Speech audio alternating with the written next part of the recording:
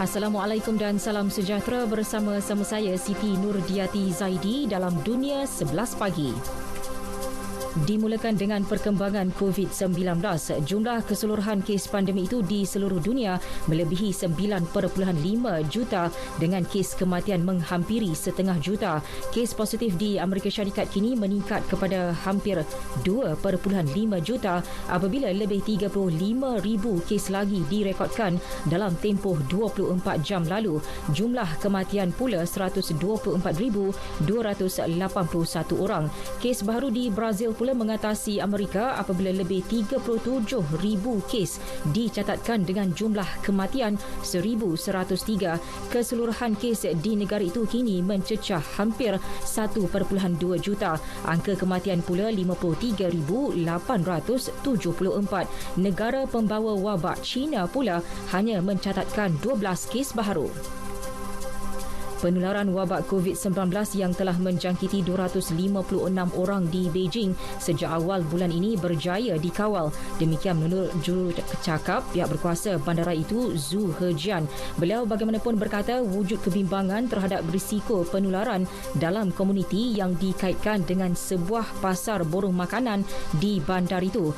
253 daripada jumlah kes jangkitan yang dilaporkan bermula di pasar terbabit. Namun Hejian memberitahu kadar jangkitan wabak berkurangan sejak awal minggu ini.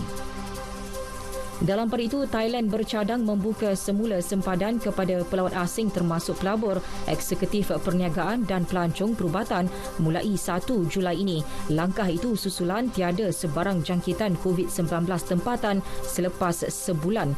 Jurucakap Pusat Pentadbiran Situasi COVID-19 Taufik Wissanuyothin berkata keputusan akan dimuktamadkan Isnin depan.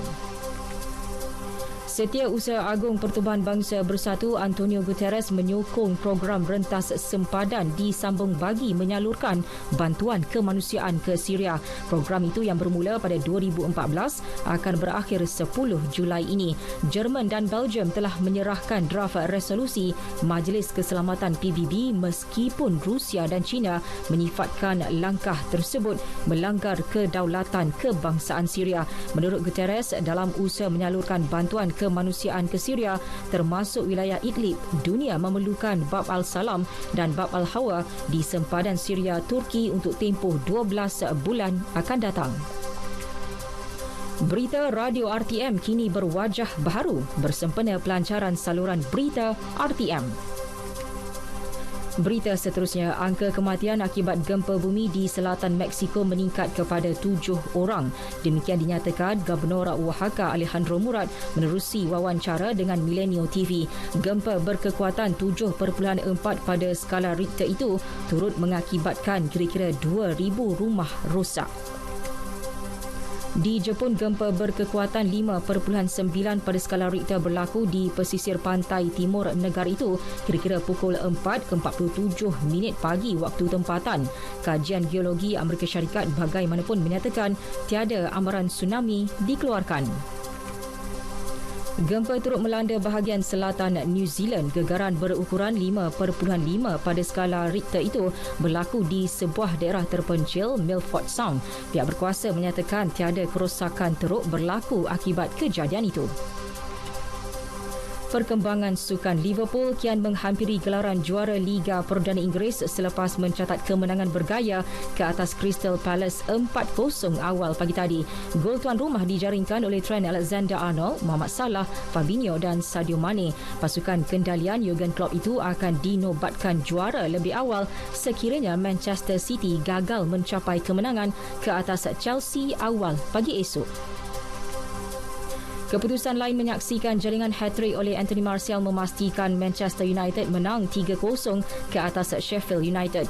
Wolves menang 1-0 ke atas Bournemouth dan Everton tumpaskan Norwich City juga 1-0. Manakala pertemuan Newcastle dan Aston Villa berakhir seri 1-1.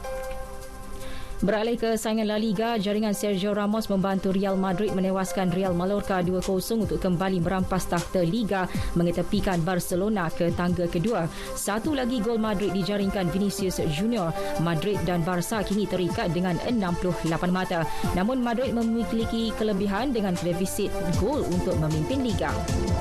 Sekian berita yang disuntik oleh Muhammad Fadli Uthman dari Pusat Berita RTM. Saksikan pelancaran saluran berita RTM malam ini. Assalamualaikum dan salam sejahtera.